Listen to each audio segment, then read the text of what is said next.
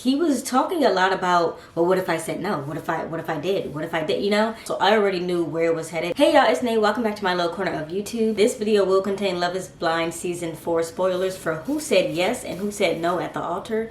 So if you don't want to see that, then you should leave right now. But before you go, make sure you like this video so I know that you enjoyed it. Timestamps are in the description box if you want to skip through, and let's get right into it. Really quick, I am going to be going live right here on YouTube for the reunion on Sunday if I can get in. So apparently, because it's a live event, there's only so many people that can view it live, I guess because it's like a Zoom call. I don't know. If they let me in, I'll be here live. If not, I'll do a video like this and just post it later. So regardless, stay tuned for that. Besties, I hope y'all ready for this. This is some tea I got after I recorded this video. So according to the TikTok girlies, this is not Kwame's real sister. I don't know if I think that's true. They seem like they really loved each other. She seemed like she really genuinely cared about him. If so, maybe sis just deserves an Oscar. I don't know. But I'm hoping that he addresses this rumor at the reunion tomorrow because this is crazy. So I would be lying if I didn't say that a part of me was like wishing that Bliss was being a little petty. How petty would it have been if she would have waited all the way to the altar to be like, haha, psych, bye, and just didn't want him at all? That would have been petty. That would have been it. I kind of wanted it, but like that's messed up, so I don't know. But that's not what happened. I was rooting for them, and I'm happy that they both said yes. Bliss's dad was still being a pessimistic Patty at the wedding, saying, I don't know if he's good enough, I don't know if this, I get it.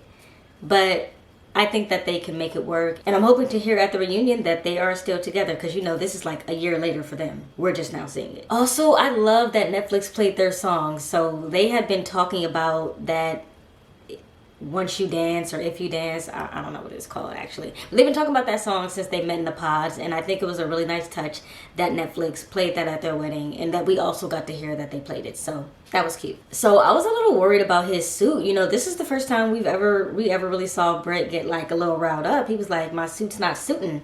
But he is a designer, so that's understandable. Clearly he wanted everything to be perfect, not only because it's his wedding day, but because he actually designs clothes from what I gather. So of course he knows how it's supposed to fit and all that. But I'm glad they got him together. You know, they got a little tailor on demand apparently, and they fixed it for him, and he was all good. No surprises at this altar. We all knew they were going to say yes. I had no doubts. He had no doubts. My boy said he was very confident. I knew that Tiff was confident, so I think we already knew going into this situation what it was going to be. Okay, fake sister aside, I was kind of surprised that he actually said I do. I already said in my last video, if you haven't watched it, you can watch it right here at the top right of the screen. I already said that I kind of felt like he was going to say no because of the whole mom thing, but he didn't. He said I do, and we already knew Chelsea was going to say I do, so again, I'm rooting for them. I know they're going to have a little bit of a rocky start, but I'm excited for them, and again, hoping to get good news from them at the reunion as well. So a few things about them. One, Micah pulled up in a Rosie, and I don't think I've ever seen anybody pull up in a Rosie, so she must have some money or something, because I know that they can pay for extras. Everybody else is pulling up in Chevys. So when I saw that, I was like, oh, that's not the stock car that Netflix supplies. Like that's a specialty car. So she was really into it. But we know how that turned out. So as they were getting ready, Paul wasn't really like, oh, I'm so excited that the weddings are finally here. I'm so excited to start this new journey with, oh, I almost said Bliss. Start this new journey with Micah. He was talking a lot about, well, what if I said no? What if I did? You know, it was more of a trying to convince himself. So I already knew where it was headed because he was doing way too much trying to convince himself and trying to have his family convince him and all of those things. So I kind of felt that it wasn't gonna go well. It kind of just felt like it was going to be an in the moment, kind of like literally like a flip of the coin kind of thing for him. He was going to decide right then and there. And I know couples in past seasons have said, yeah, I'm deciding right when I get there. But for him, I felt like it was really deciding when I get there, but really he was leaning no. Now, Micah let him go first, and we can have a whole conversation about that. I was talking to my auntie about it, and she was saying she thinks that if Micah would have went first and just said, I do first, that Paul probably would have said yes, just because, I don't know, whatever. But because she asked him to go first, he went with the answer that he really wanted to give. I don't know if he would have said yes if she went first, or whatever the case may be. But I do think that he gave his true answer, and I think that that's the answer he needed to give. As soon as he started with, you know I love you, instead of just saying I do, we all knew where it was going. Micah actually walked off in the middle of him trying to explain himself, I guess. And correct me if I'm wrong, but I feel like that's a Love is Blind first. I've never seen anyone walk off in the middle at the altar, just walk off while someone's talking. She said that that was the answer she was expecting from him, but of course it's different when you hear it, like up front and in front of all your friends and family. Speaking of her friends, why were they smiling? They were laughing. I keep forgetting the girl's name, Heather, I think. When they zoomed in on a conversation that Heather was having with the other friend, Heather was like, this is exactly the outcome I wanted. And it's like, girl, your friend is sad. Like, why is that the outcome you wanted? But anyway, I'm not giving Heather no more screen time. That was messed up what she did. Now, what I don't like is that Paul really didn't give her space. She, ran off, obviously embarrassed, obviously hurt. And she was saying, like, I don't want to see you right now. And he's like, well, why don't you just talk to me? And it's like, you literally just told her no in front of all her friends and family after, however many weeks of y'all saying that it's going to be this thing.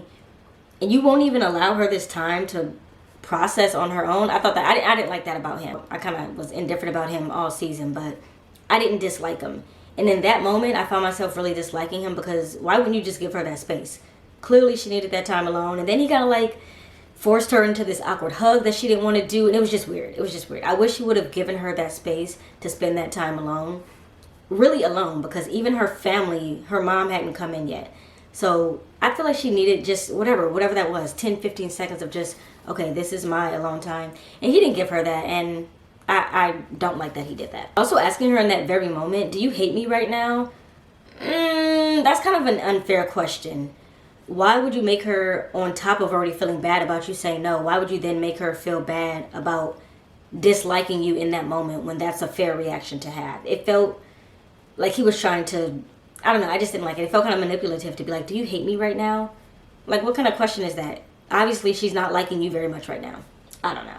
It kind of left a bad taste in my mouth about Paul. Hopefully he redeems himself Sunday at the reunion. At the end of it all, he was saying that he couldn't see her as a mother. And I think that's a fair reason to not want to marry somebody if you do want kids. So I can't blame him for his choice. Of course, his choice is his own. He was even saying, did I make the wrong choice when he was talking to her? We don't know. We don't know if they ended up back together, whatever the case may be. I don't look at anything. I do my best to avoid after show spoilers so that I could go into the reunion fresh. So I don't know if anyone's still together or anything, but yeah, I think it was a fair reason at the end of the day if he's saying that he couldn't see her as a mother. That's a good reason not to marry someone. All in all, season 4 of Love is Blind is wrapped. We had 3 I do's, 3 I don'ts, one little switcheroo, and that's how that evened out because there's only 5 couples, but we had that little wraparound. 1 instantly wrong choice, and a series first, 1 fake sister. So yeah, that's a wrap on season 4 of Love is Blind. We have the reunion on Sunday. Like I said, I will either be live if I can watch it live because there's some weird stuff about that, or I'll be posting a video like this that's commentary style after the fact. Either way, I'll see y'all here for a conversation, and I'm already excited for season 5, so can't wait to see what happens. I also hope that we get another season of The Ultimatum, but we'll pause on that for now, and I'll see y'all later. Subscribe. You feel your energy from